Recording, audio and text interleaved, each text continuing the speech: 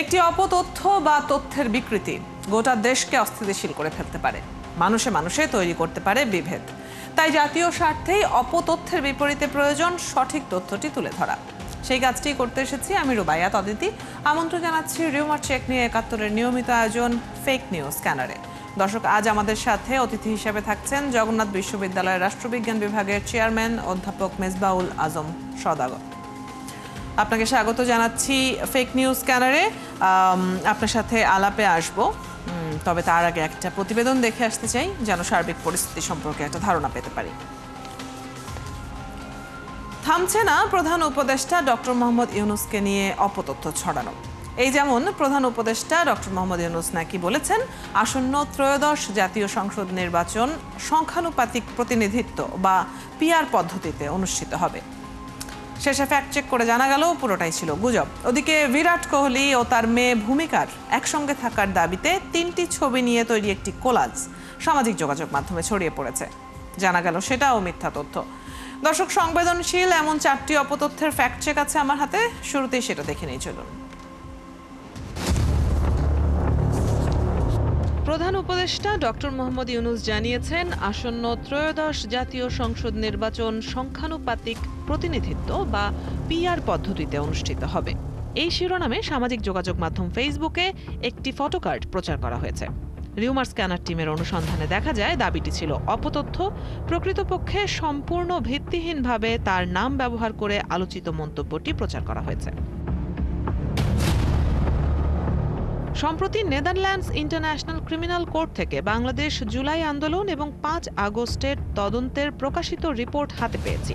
রিপোর্টের কপি আমার হাতে সৌদি রাষ্ট্রদূত, ব্রিটিশ রাষ্ট্রদূত, যুক্তরাষ্ট্রের রাষ্ট্রদূত এবং সুইজারল্যান্ডের রাষ্ট্রদূতের হাতে প্রেরণ করা হয়েছে। এই দাবিতে একটি ভিডিও সামাজিক যোগাযোগ মাধ্যমে ছড়িয়ে দেওয়া হয়েছে। পরে রিউমার স্ক্যানার টিমের অনুসন্ধানে জানা যায় বিষয়টি ছিল গুজব। এদিকে বিরাট কোহলি ও তার মেয়ে ভূমিকার একসঙ্গে থাকার দাবিতে 3টি ছবি নিয়ে তৈরি একটি কোলাজ সামাজিক যোগাযোগ মাধ্যমে ছড়িয়ে পড়েছে। দাবি করা হচ্ছে এটি তাদের আসল ছবি। ফ্যাক্ট চেক করে জানা যায় আলোচিত ছবিগুলো বাস্তব নয়, বরং কৃত্রিম বুদ্ধিমত্তা এআই প্রযুক্তি ব্যবহার করে এগুলো তৈরি করা হয়েছে। অপরদিকে এনসিপির জ্যেষ্ঠ যুগ্ম সদস্য সচিব ডাক্তার তাসনিম জারার হাফ প্যান্ট পরিহিত একটি ছবি সামাজিক যোগাযোগ মাধ্যমে ছড়িয়ে পড়েছে। রিউমার স্ক্যানার টিমের অনুসন্ধানে জানা যায় ডাক্তার তাসনিম জারার হাফ প্যান্ট পরিহিত ভাইরাল ছবিটি আসল নয়, বরং কৃত্রিম বুদ্ধিমত্তা এআই প্রযুক্তি ব্যবহার করে তার অন্য পোশাক পরিহিত একটি ছবি সম্পাদনা করে এই ছবি তৈরি করা হয়েছে। দর্শক, আজ 4টি ফ্যাক্ট চেক করতে গিয়ে দেখা গেল বাংলাদেশকে ঘিরে রাজনৈতিক ও আন্তর্জাতিক খবরগুলোকে বিকৃত করে মিথ্যা গুজব ছড়ানো হয়েছে। অন্যদিকে সামাজিক বিভিন্ন ইস্যুতেও চলছে অপতথ্যের প্রচার। যথারীতি সবকটি সামাজিক যোগাযোগ মাধ্যমে সেটা ছড়িয়ে দেওয়া হচ্ছে। ব্যবহার হচ্ছে ফেক অ্যাকাউন্ট বা পেজ। রুবাইয়াত অদিতি, ৭১। দর্শক, আমরা আলাপে যেতে চাই। আগেই জানিয়েছি আমাদের সাথে আছেন জগন্নাথ বিশ্ববিদ্যালয়ের রাষ্ট্রবিজ্ঞান বিভাগের চেয়ারম্যান অধ্যাপক মেজবাউল আজম সওদাগর। চলে যাচ্ছি তার কাছে। আমরা দেখতে পাচ্ছি বিভিন্ন ইস্যুতেই ছড়াচ্ছে অপতথ্য, এবং সেটা শুধু যে রাজনৈতিক ইস্যু এমনটি নয়, পাশাপাশি বিভিন্ন সামাজিক ইস্যুতেও অপতথ্য ছড়াচ্ছে। আজকের প্রতিবেদনে কোনো ধর্মীয় ইস্যু উঠে আসেনি, কিন্তু এই ইস্যুটাও আমরা খুব বেশি করেই আসলে দেখি অপতথ্যের প্রচারের ক্ষেত্রে। আপনার কি মনে হয় যে কি কি ধরনের এজেন্ডা থাকতে পারে এই সব অপতথ্য ছড়ানোর পেছনে? যারা ছড়াচ্ছে তারা মানে কোনো না কোনো ষড়যন্ত্রের অংশ হিসেবেই তো ছড়াচ্ছে, নাকি? জি, আপনি ঠিকই বলেছেন।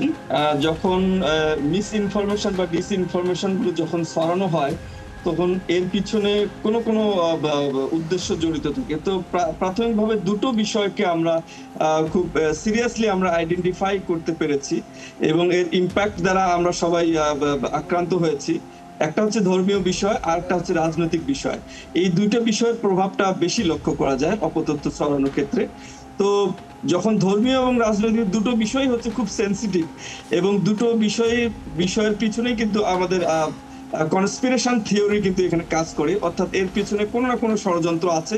এবং বাংলাদেশে যে কয়েকটি ফেক নিউজ ধর্ম এবং রাজনীতিকে কেন্দ্র করে যে কয়েকটি ফেক নিউজ ব্যাপকভাবে আমাদের দেশে দুর্ঘটনার কারণ হয়েছে, সেটা যতটুকু ইনভেস্টিগেশন হয়েছে প্রাথমিকভাবে প্রত্যেকটার পিছনে কিন্তু ষড়যন্ত্র দেখা গেছে। এবং তাদেরকে কিন্তু আইন শৃঙ্খলা রক্ষাকারী বাহিনী অনেককেই পরবর্তীতে অ্যারেস্ট করেছে এবং তাদেরকে আইনের অধীনে নেওয়া হয়েছে, যার মধ্য দিয়ে এটা প্রমাণিত হয়েছে যে অবশ্যই ধর্মীয় এবং রাজনৈতিক বিষয়ে ষড়যন্ত্র জড়িত থাকে। আর পাশাপাশি ফেক নিউজগুলো ছড়ানোর ক্ষেত্রে আমাদের যে নলেজের ঘাটতি, ল্যাক অফ নলেজ, অর্থাৎ ইনফরমেশন টেকনোলজি যে পর্যায়ে গিয়েছে, আর বাংলাদেশে আপনার সামাজিক যোগাযোগের মাধ্যম যেভাবে জনপ্রিয় হয়েছে, তাতে আর বাংলাদেশের শিক্ষার হার যেমন এবং মানুষের মধ্যে সচেতনতা যেমন এর সাথে কোরিলেট করে কিন্তু বিষয়টা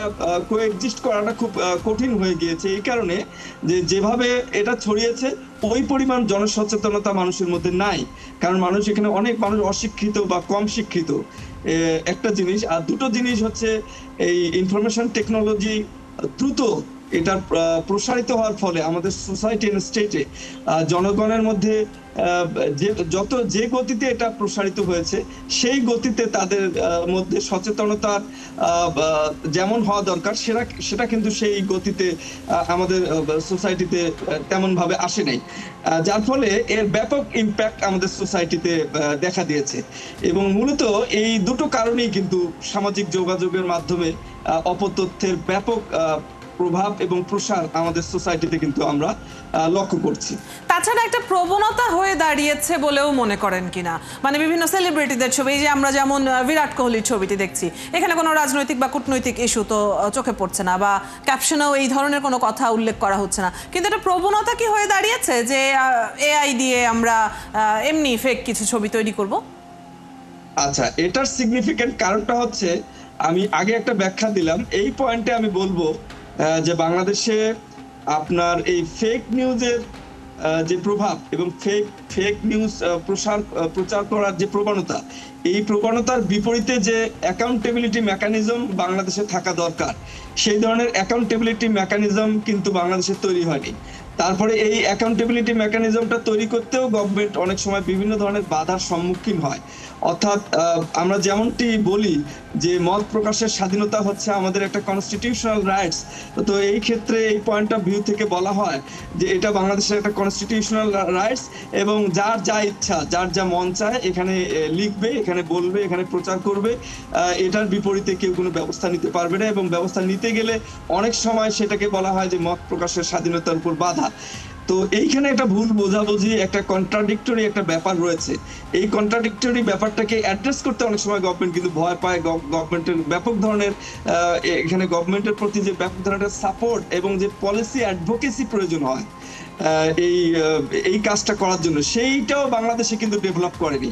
অর্থাৎ পলিসি অ্যাডভোকেসি বলতে যে এই ধরনের পলিসি গভর্নমেন্ট প্রণয়ন করবে এবং তার পিছনে দেশের ইন্টেলেকচুয়াল লেভেল, জার্নালিস্ট থেকে শুরু করে সিভিল সোসাইটি, সাধারণ মানুষ, ছাত্র সমাজ সবাই এটার পক্ষে থাকবে যে ইয়েস উই নিড ইট, আমাদের এটা প্রয়োজন।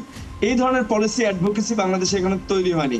তারপরে বাংলাদেশে এই বিষয়ে সচেতনতা সৃষ্টির জন্য যে ব্যাপক ধরনের ক্যাম্পেইন দরকার, সেই ক্যাম্পেইনটাও কিন্তু বাংলাদেশে হয়নি।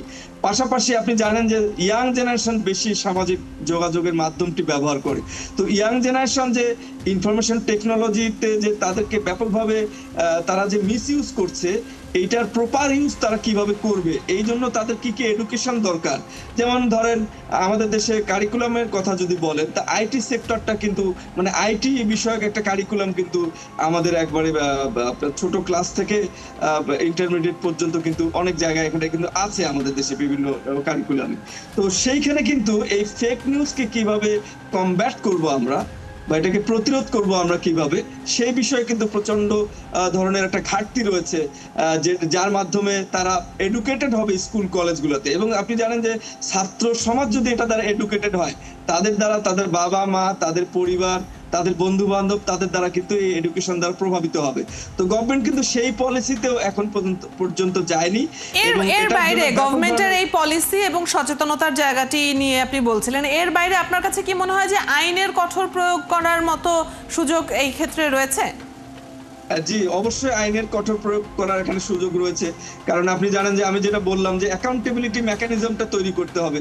তো প্রত্যেকটা জিনিস যখন আমাদের সোসাইটিতে আসে, নতুন নতুন প্রযুক্তি, তার একটা পজিটিভ দিক থাকে, তার একটা নেগেটিভ দিক থাকে। যেমন আপনি এআই এর কথা বলতে পারেন। আর্টিফিশিয়াল ইন্টেলিজেন্স আমাদের সোসাইটিতে এখন ব্যাপকভাবে আমরা এআই দ্বারা প্রভাবিত হচ্ছি। তো আমি আমাদের একাডেমিয়ার কথা বলতে পারি যে একাডেমিয়াতে এখন একটা ডিবেট চলছে যে আমরা যে রিসার্চের কাজগুলো যখন করি, সেই রিসার্চের কাজে আমরা বাংলাদেশের প্রেক্ষাপটে যদি বলি যে এআই থেকে আমি কোনো হেল্প নিব কি নিব না, এটা নিয়ে এখনো বিতর্ক চলছে। যে অনেকে বলছেন যে দুই ধরনের মত পাওয়া যায়, এআই থেকে যদি হেল্প নেই তাহলে এটা প্লেজিয়ারিজমের আন্ডারে পড়ে যাবে, এবং আবার কেউ কেউ বলছে যে এআই তো একটা এআই সহায়তা নিয়ে আমি যদি আমার রিসার্চের কাজটা ভালোভাবে করতে পারি, তো এটা তো একটা ভালো কন্ট্রিবিউশন, সেটা কেন কোনো অপরাধ হওয়ার কথা না। এই ধরনের দুইটা ডিবেটেই আছে। আসলে এই ধরনের ডিবেটটা থাকার সময় যখন এই ধরনের ডিবেট চলছে, তখন এই এআই প্রযুক্তি নিয়ে আমাদের তরুণ সমাজকে ব্যাপকভাবে এডুকেটেড করে তুলতে হবে যে এইটার নেগেটিভ দিকটা থেকে তারা কিভাবে সেফ থাকবে। কারণ ম্যাক্সিমাম কিন্তু এই যে ছবিগুলো তৈরি করা হচ্ছে, ভিডিওগুলো তৈরি করা হচ্ছে, প্রত্যেকটাই কিন্তু এআই প্রযুক্তির হেল্প নিয়ে করা হচ্ছে। এখানে অ্যাকাউন্টেবিলিটি মেকানিজমটা কি হবে, এটা নিয়ে ব্যাপক ধরনের আলাপ আলোচনা, সভা, সেমিনার বা পলিসি অ্যাডভোকেসি বা কোনো কিছুই কিন্তু বাংলাদেশে এখনো শুরু হয়নি। এখন সবাই অনেকগুলো জায়গাতেই কাজ করবার রয়েছে এবং চ্যালেঞ্জটা আসলে সমন্বিতভাবে অনেকগুলো পদক্ষেপ নেওয়ার মাধ্যমেই হয়তো বা এটার মুখোমুখি হওয়া সম্ভব। আপনাকে অনেক ধন্যবাদ আজকে আমাদের সাথে যুক্ত হওয়ার জন্য, আমাদেরকে সময় দেওয়ার জন্য, এই আলোচনায় অংশগ্রহণ করবার জন্য। দর্শক, কথা হচ্ছিল জগন্নাথ বিশ্ববিদ্যালয়ের রাষ্ট্রবিজ্ঞান বিভাগের চেয়ারম্যান অধ্যাপক মেজবাউল আজম সওদাগরের সাথে ফেক নিউজ নিয়ে। আপনারা আছেন ফ্যাক্ট চেক নিয়ে একাত্তরের নিয়মিত আয়োজন ফেক নিউজ স্ক্যানারে। রবি থেকে বৃহস্পতি সপ্তাহে 5 দিন আমরা রিউমার দূর করতে হাজির হব ঠিক একই সময়ে। আপনারাও যুক্ত হতে পারেন। যে কোনো খবর যদি আপনাকে সংশয়ে ফেলে সেটির একটি স্ক্রিনশট আমাদেরকে মেইল করতে পারেন fns.71tv@gmail.com অথবা ফেসবুকে যোগাযোগ করুন www.facebook/fakenewsscanner। আমরা সেই তথ্যের ফ্যাক্ট চেক করে আপনাদের জানাবো।